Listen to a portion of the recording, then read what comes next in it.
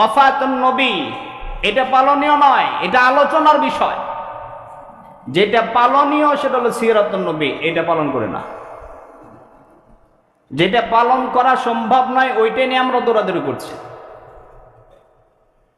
আমার আপনার পয়গম্বর যখন দুনিয়ার জমিনে আসবেন, রাত্রি আল্লাহর কাছে দরখাস্ত করলো, মালিক আমি তো এমনি অন্ধকার, মানুষজন আমাকে দেখতে চায় না, আমি চাই আল্লাহ তোমার যে রহমত স্বরূপ নবীকে তুমি দুনিয়ার জমিনে পাঠাইবা, এই নবীটাকে তুমি রাত্রিতে দাও। দিন দরখাস্ত করতেছে, মালিক তোমার নবীকে দিনে পাঠাও, যত রহমত আমি যেন বলতে পারি কিয়ামতের মাঠে, আমি গর্ব করতে পারি। আল্লাহ রাব্বুল আলামিন দুইজনের কথাই রাখছেন, এমন একটা সময় আমার আপনার পয়গম্বরকে দুনিয়ার জমিনে পাঠাইছেন, না রাত না দিন, শুভে সাদিকের সময় উভয়ের কথা রাখছেন।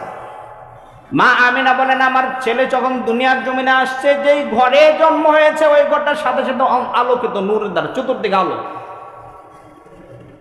এমন আলো, ওই আলোর ভিতরে আয়েশা রাদিয়াল্লাহু তাআলা আনহা বলেন, আল্লাহর পয়গম্বরের সৌন্দর্য এমন ছিল, যদি সৌন্দর্যের রহমত আল্লাহ তাআলা খুলে দিতেন, তার নূরের চেহারা দিয়ে অন্ধকারের ভিতরে সুই খুঁজে বের করা যাইত। সুবহানাল্লাহ। আল্লাহর পয়গম্বর দুনিয়া আসছিলেন, সমস্ত ঘরটা আলো, আলোয় আলোকিত, হঠাৎ করে অন্ধকার হয়ে গেছে। আমিনা চিন্তায় পড়ে গেছেন, সন্তান খুঁজে পায় না, কোথায় গেল কোথায় গেল। কিছুক্ষণ পরে সন্তান আবার যখন ঘরে আসছে, জিজ্ঞাসা করা হয়েছে, আল্লাহ তাআলা জানাই দিয়েছে, আমিনা এই সন্তান পেয়ে তুমি যেরকম খুশি, সারাটা পৃথিবীটাকে আমি আল্লাহ তাআলা দেখায় নিয়ে আসলাম। সুবহানাল্লাহ। মিলাদুন নবী আলোচনার বিষয়, পালনীয় বিষয় নয়। আমরা যারা মিলাদুন নবী পালনের নামে যেই পরিমাণ ভণ্ডামি, মানুষের শিরিক বিদআতের সাথে জড়িত করছি, এইখান থেকে আমাদেরকে আল্লাহ তাআলা বাঁচায় রাখুন, জোরে বলেন আমিন। একজন মুসলমান মুমিন যারা বিশ্বাস করে আল্লাহ তাআলা এক, রাসূল আমাদের যিনি আছেন রাহমাতাল লিল আলামিন, রাসূলের দিনকে যারা ভালোবাসা মহব্বত করে, সে কখনো মিলাদুন নবী পালন করতে পারে না। মিলাদুন নবী এটা পালনীয় বিষয় নয়, এটা আলোচনার বিষয়। পালনীয় বিষয় হলো সিরাতুন নবী। আমার আপনার রাসূলের সিরাত কেমন?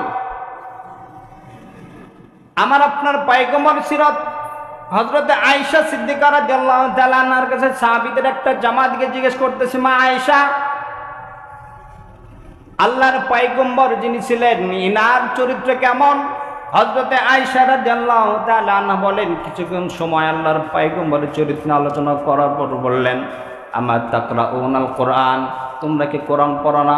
বলতেছে, হ্যাঁ অবশ্যই আমরা কোরআন পড়ি। হযরত ওমর ওর ভিতরে ছিলেন, হযরত ওমর বলতেছে, হ্যাঁ আমরা অবশ্যই কোরআন পড়ি।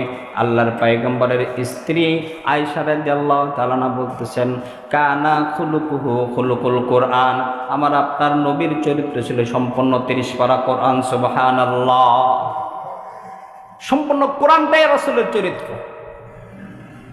আমার আপনার নবী দুনিয়াতে 5 ওয়াক্ত নামাজ নিয়ে আসছেন, এটা সিরাতের অন্তর্ভুক্ত।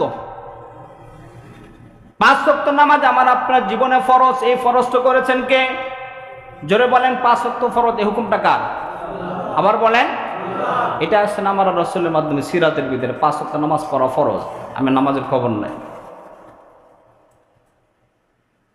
আল্লাহ তাআলা আমাদের সকলকে বুঝদান করেন।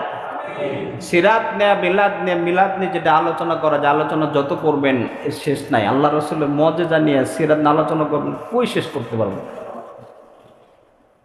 হাজার উপমা আল্লাহ তাআলা দিয়েছেন কোরআনের মধ্যে, মানুষের বাস্তব জীবনে কি ইতিহাস করতে পাবেন। এইখানটা আমাদের শিক্ষার বিষয় কি, তা আমাদের সমাজে যে প্রচলিত যে মিলাদ ব্যবস্থা যেটা আছে, এটা কখনো ইসলাম সমর্থন করে? যেটা বলেন, একটা তাকবীর দেন দেখি, লিল্লাহি তাকবীর। মন খারাপ করে আছেন আপনারা না? তো মিলাদুন নবী পালনীয় নয়, এটা আলোচনা করা যায়। ওয়াফাতুন নবী পালনীয় নয়, আলোচনা করা যায়। সিরাতুন নবী পালনীয়, এটা আলোচনা করলে শেষ নেই, এটা নিজের বাস্তব জীবনে সাজাতে হবে। আল্লাহ তাআলা আমাদেরকে বুঝদান করেন, জোরে বলেন আমিন।